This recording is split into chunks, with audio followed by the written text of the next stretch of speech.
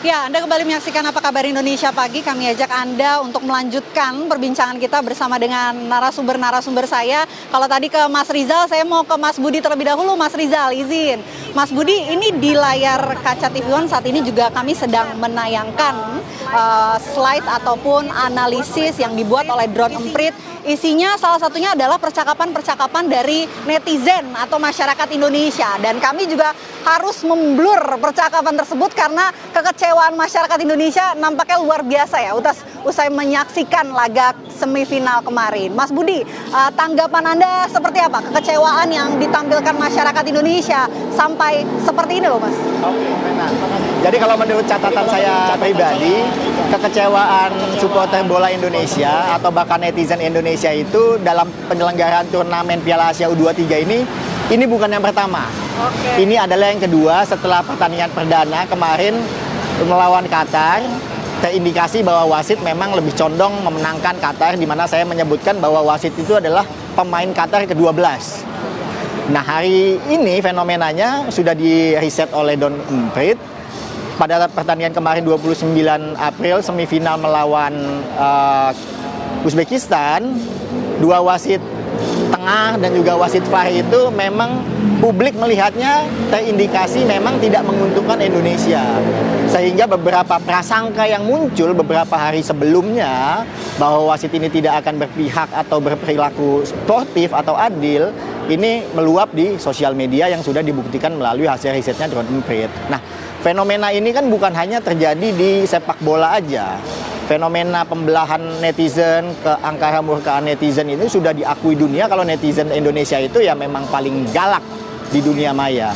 Jadi memang momentumnya ketika di Indonesia ini tidak ada event lain sebesar sepak bola, ya saat ini ya bola aja yang menjadi ajang fokusnya mereka untuk bisa membela Indonesia karena mereka tidak bisa bermain di lapangan. Tapi apakah sebelumnya kan ini katanya bukan kali pertama yang melawan Qatar juga responnya juga sama kurang lebih seperti ini. Sebesar inikah respon kekecewaan yang kemudian ditampilkan oleh masyarakat Indonesia? Ya, saya pikir adalah sebuah momen di mana tim nasional kita saat ini walaupun di U23 itu betul-betul melangkah ke sebuah tempat yang tidak pernah diprediksikan sebelumnya. Walaupun sebetulnya PSSI dan juga Coach Sintayong sudah memiliki ekspektasi atau target bahwa kita akan ke situ, publik yang sebelumnya tidak percaya itu jadi memiliki harapan. Ketika kita kalah lawan Qatar, kita beranggapan kita nggak akan bisa berbuat banyak, tapi ternyata kita bisa menang lawan Australia, menoreh sejarah, mengalahkan Yordania, sampai menumbangkan Korea Selatan, bahkan masuk ke semifinal melawan Uzbekistan. Ini adalah sebuah pencapaian yang kita tidak pernah bayangkan sebelumnya bagi mayoritas netizen di Indonesia.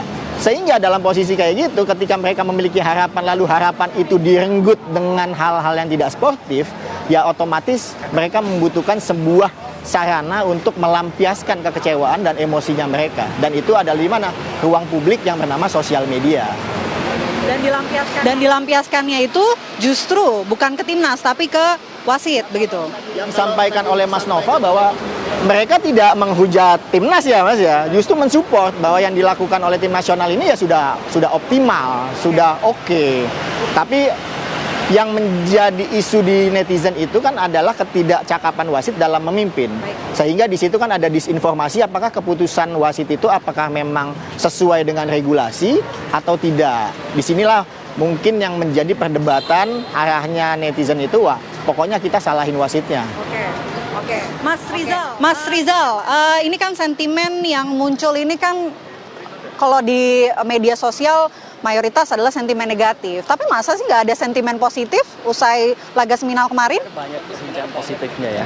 Sentimen negatif ini semata mengarah pada jalannya pertandingan yang dianggap tidak menguntungkan untuk Indonesia. Dalam hal ini subjek dan objek perbincangannya tentu saja wasit tuh.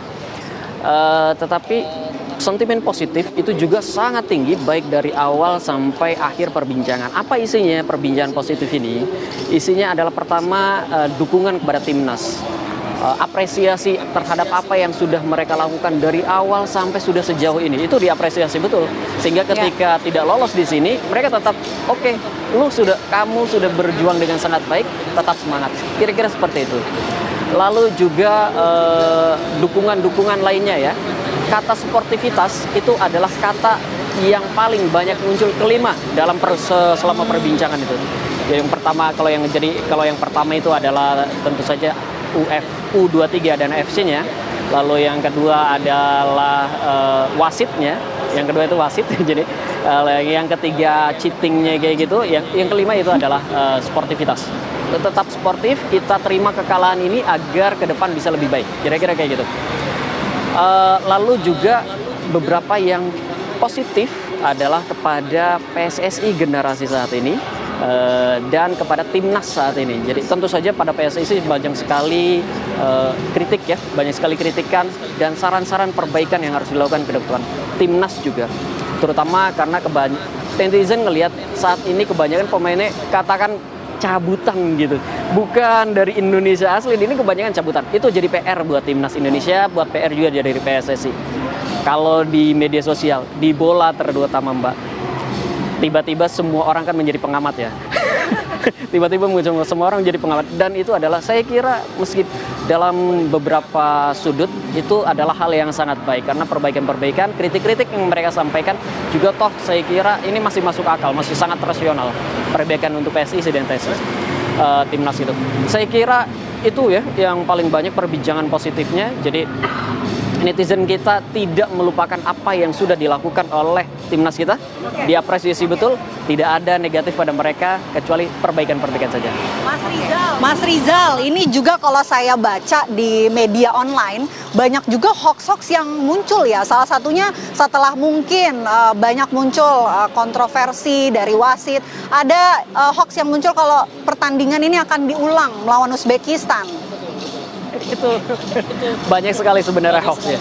Selain tentang itu ya, ada sekian puluh akun media sosial yang juga ternyata hoax semua itu.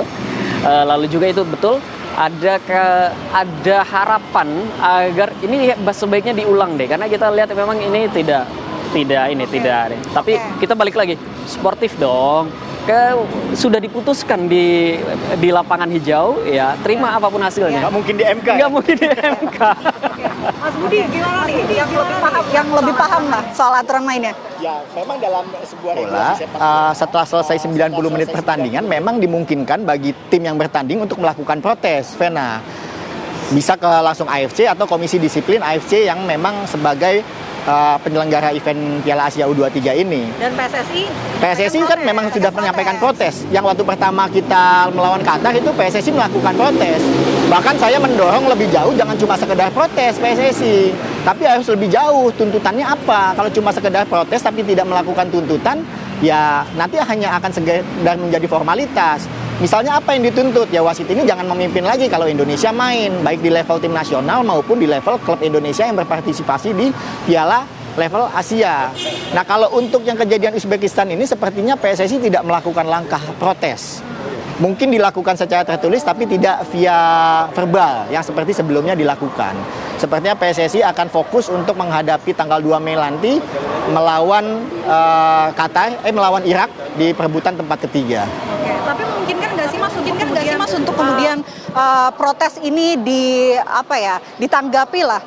Kalau protes pasti ditanggapi. Tanggapannya ya bisa disetujui, bisa tidak disetujui. Tapi dalam model turnamen seperti ini yang jarak antar pertandingan itu begitu dekat, kemungkinan protes itu hanya akan ditampung sebagai bahan evaluasi verbal. Nah, kalau misalnya pertandingan diulang itu bisa atau enggak, sebetulnya dalam pertandingan sepak bola itu ada beberapa jenis pertandingan yang kalau seandainya tidak selesai, itu namanya ada pertandingan lanjutan. Itu biasanya kalau terjadi sesuatu karena faktor-faktor di luar teknis, karena keributan atau bagaimana, itu ada pertandingan lanjutan. Atau pertandingan tunda, pertandingan tidak bisa dilaksanakan karena faktor venue-nya tidak mendukung. Tapi kalau pertandingan yang sudah berjalan 90 menit lalu diulang, nah itu belum pernah ada sepertinya. untuk di level internasional match ya. Belum pernah ada. Nah, nanti juga saya ingin mengajak ataupun bertanya langsung ya ke masyarakat Indonesia soal yang mereka perbincangkan itu sebetulnya di media sosial apa dalam pertandingan khususnya melawan Uzbekistan kemarin. Tapi nanti ya kita lanjutkan dialog kita, Mas semua. Saya jeda terlebih dahulu. Apa kabar Indonesia Pagi akan kembali untuk Anda saat lagi.